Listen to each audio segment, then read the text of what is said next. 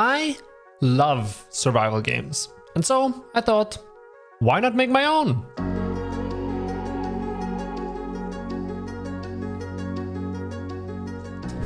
Now, before I reveal all the secrets of this island, let me show you my journey.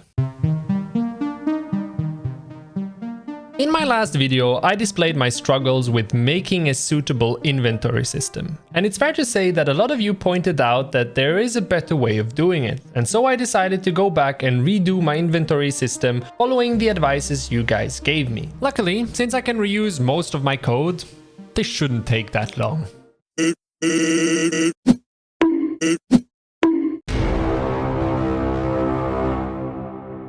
Okay, this took a bit longer than expected, but I now have an inventory system in which I can store as much information I want per slot, which will be really useful for stuff like displaying tool health, which is pretty convenient since my next step was designing a harvesting and tool system. I made it pretty simple. I made a resource component that I can slap on any object I want. And this resource component does a few different things. The first being that when a player hits the object, it then checks if the player is using the right tool. If it is the right tool, it then checks what tier level that tool is and applies the right amount of damage to the object. If the damage taken reaches a defined threshold, it then spits out the correct resource. And finally, it punishes the tool that hit it by applying damage to that tool. And that's pretty much it. I didn't overthink that one too much. I kept it pretty simple.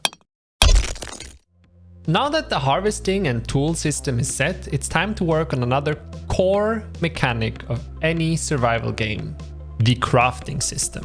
Luckily, I made my inventory system in a way that made the implementation of a crafting system very easy. All I had to do was create another data table, which is kind of an Excel list, where I list the items I want to craft followed by its recipe.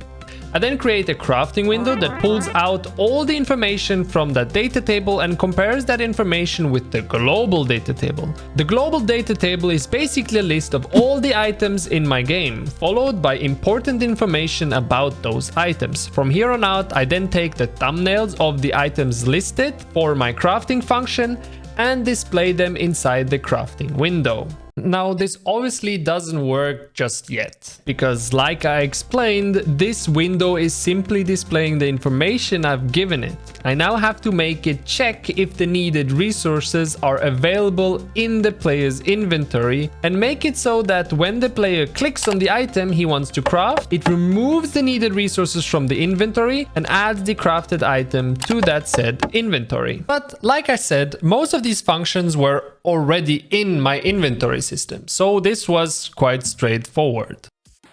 With all this amazing progress and all these new systems in place, I wanted to add an additional resource: iron.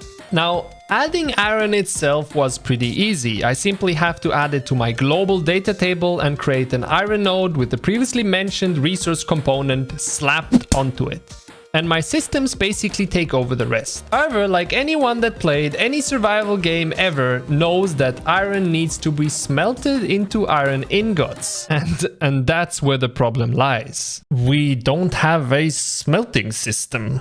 And I know most of you will probably think that it's basically the same as the crafting system. Well, not exactly. Since the crafting system was simply using the pre-existing function of my inventory system, like remove an item and add an item, the smelting will be happening outside of my character in its own domain, which means I couldn't weasel my way out of this one the same way I did with my crafting system. But long story short, I have added 3 different inventories to my smelter that all only have one storage slot. Those inventories only accept specific items. The bottom slot accepts items marked as fuel, the top left slot only takes item marked as smeltable, and the last slot doesn't take any item from the player, since that will be the output slot where the smelted ingots come out of. And there we go, we have a smelting system. What I still need though is a 3D model of a smelter, and I didn't feel like modeling one, so I improvised. I took a well, added a campfire into that well, and slapped an opal barrel on top, and smelter, I guess. Now, most of you know I'm a sucker for good looking shiny things, especially of the circular kind. And for now, this place looks like a gray hole. And I just simply can't stand it anymore, so we're making something that won't give me instant depression as soon as I look at it. The question is, what kind of place do I want to make? And since I'm going on vacation to the Caribbean in about 2 months, I thought, why not get into the mood early on and make a tropical paradise island with a beautiful waterfall? I quickly sculpted and painted a basic island, added some stylized water, made a cliff with a waterfall, and simply added some more details like trees, stones, sticks, a cave, and lots of grass. Now, I'm a bit disappointed because I didn't add anything glowing to the island, and we all know glowing shit is a staple of this YouTube channel. And so I'm making a sworn promise to you now. I will add glowy stuff in the next devlog. Subscribe.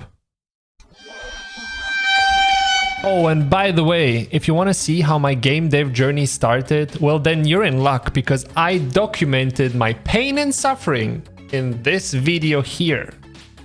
Go check it out. It's really cool.